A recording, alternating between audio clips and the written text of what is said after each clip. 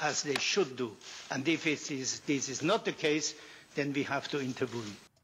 At the World Gymnastics Championships in Rotterdam, Russia took the women's team final. Britain came 7th.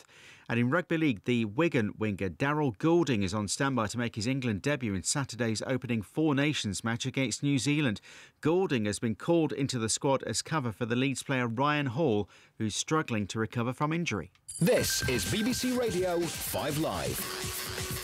Hello, BBC. Monday to Thursday nights from 10:30. Tony Livesey. Call 0500 909 693. Calls are free from most landlines, but some networks and mobile operators will charge. Text 85058. Text will be charged at your standard message rate. This is 5 Live.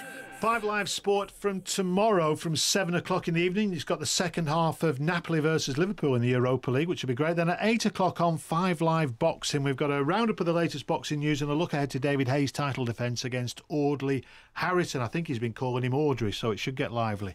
And talking of boxing, there's a few people giving us a call now on 0500 909 693 who want to go a few rounds with Jonathan Davis.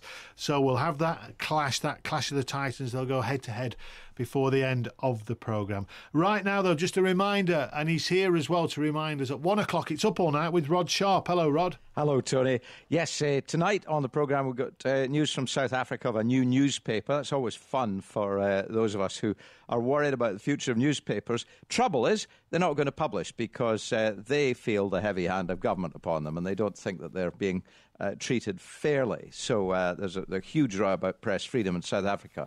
We've got a 100-year-old postgraduate, a man who wants to take his PhD.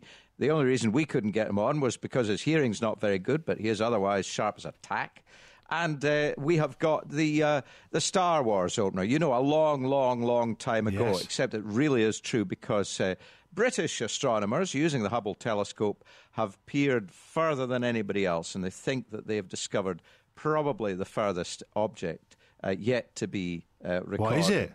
Well, it's a galaxy. Oh, right. Everything's a galaxy. You look at the smudge on the little thing. It's a galaxy. For a minute, I thought it might be a vase of flowers or something. No, it's a galaxy, and it's emitting all these waves, and they've done the analysis and the maths and everything, and they've decided that this galaxy came along only a matter of a few 100 million years after the Big Bang. So it is really, really, really old.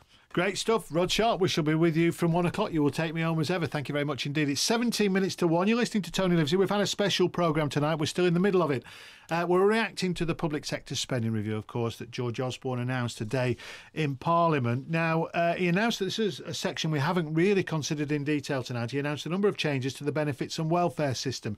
Critics feel the poorest families will be worst hit by the changes, including The Guardian, that has that very headline on its front page tomorrow. 5 Live Money's Jenny Coulshaw is here with her final minute of the evening talking about welfare changes. Jenny. Yes, the Chancellor announced £7 billion worth of cuts to the benefits system. This was in addition to the £11 billion we'd already been told about. The £7 billion will include a 10% cut in the council tax benefit budget, changes to housing benefit, stricter rules on how long some people can stay on benefits before they find work or have their benefits cut, changes to the number of hours couples with children can work when claiming working tax credits, and as widely expected, a total benefits cap per family, which means no family on benefits will earn more than the average working family. Now, child benefit will not be cut off at 16, as many feared. Neither will there be a change to the winter fuel allowance, as some predicted. And then there was something a little unexpected from the Chancellor. The retirement age will increase earlier than expected. In 2020, 66-year-olds, men and women, will retire. That includes us all. I want your reactions to that. 0500 909 693. How do you feel? How will those welfare changes affect you? 5 Live's East Midlands reporter Sarah Sturdy's been speaking to one full-time mother in Nottingham.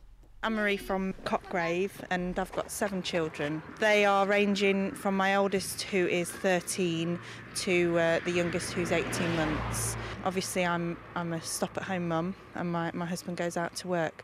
So the child benefit cuts will affect us greatly. I understand everyone has to live within their means and does, but that's going to have a big effect on our family. Sending my youngest one to preschool at 2-year-old makes no odds to me. I don't want it for childcare. You know, the 3 is fantastic. We've got a fantastic school here and we've got a fantastic nursery. But obviously we're wondering in a few years' time where the extra pennies are going to come for to do things like that the school asks for extra, you know, school trips, you know, music lessons that we can't afford, swimming lessons that we can't afford to do, that are the perks and benefits. But, you know, we are going to struggle. The Tories will argue if your partner's earning more than $44,000, then you can afford to take the cut. Obviously, it's our choice to have a larger family. You know, I'm not disputing that, but it just seems that we would get far more money if we weren't together as a family. If my husband and I separated, we would have more benefits and more money.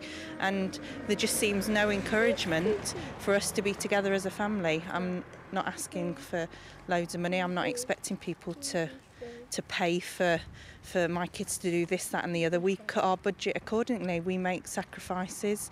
But, you know, it just seems that everything seems to be against you. I understand you have to make cuts and there's money's got to come from somewhere, but yeah, it is going to hit us hard. So when the coalition government says the children are the future, do you believe them when you see the policies that they're now implementing? I don't think it's quite as simple as that. Part of it, I'm not as politically savvy as perhaps I could be, and I think it's half a dozen of one and half a dozen of the other. I understand there's a lot of money that has to be made back. Just like as a family, you can't live on credit for the rest of your life. You have to pay, you have to, you know, you can't live like that. But then it was the same with the previous government. I didn't think they were supporting families, mothers at home. It was go out to work and we'll pay for your childcare, not stop at home and look after your own children. What do you think the signal is then for mothers with families from the government? Go to work, stay at home? What's the signal you're getting? I'm getting go to work.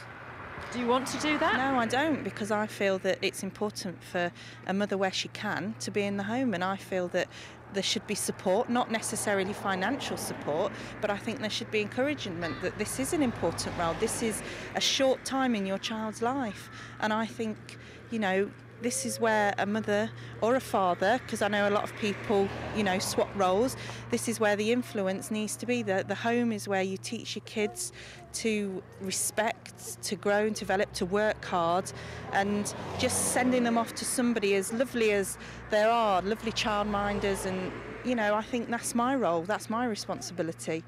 And I'd just like a little bit of support and encouragement and emphasis on how important that is. That's Anne-Marie from Nottingham. Mum of 7, wants to stop at home, wants support to do so. Jonathan Davis, what do you make of her story? I sympathise with anyone who's going to have pain as a result of the dreadful economics that we've had in the last 10 years. I agree with her. She should be with her kids if she can afford it. But, you know, you can talk ad infinitum about how difficult it's going to be for individual families, and it is. And I'm not suggesting anything different. What I'm saying is the whole system needs to be sorted out root and branch. You know, you can talk about individual cuts here or individual changes there, but ultimately the biggest issue is that we have an inflationary system perpetuated by politicians, bankers and central bankers who are apparently to have deflation is anathema to them, and yet your intelligent listeners, if they just think through the issue, if we had cheaper fuel, if we had cheaper electricity, cheaper bread and milk, cheaper houses, cheaper salaries, think about it, we'd be able to buy houses, we'd be able to spend in the shops, we'd be able to employ people. That is what we need to do, and the way we need to do it is we need to sort out the banking system. That is the big picture that people need to understand. Lots of people I've spoken to today talking about the banking system. Of course, the government have introduced a banking levy, a permanent banking levy. John Tong, just briefly there about Anne-Marie in Nottingham. That's the sort of story that's just going to emerge practically every day now for the next 4 years, isn't it? The government are going to be judged on, not necessarily on the headlines, but on those little human stories that are going to people the news. Will they be strong enough to cope with all that? Well, it will be tough for the Anne-Maries of this world, but the fact is, as Anne-Marie conceded, you cannot live off credit, and the government was facing a deficit of hundreds of billions of pounds. we were paying basically £63 billion a year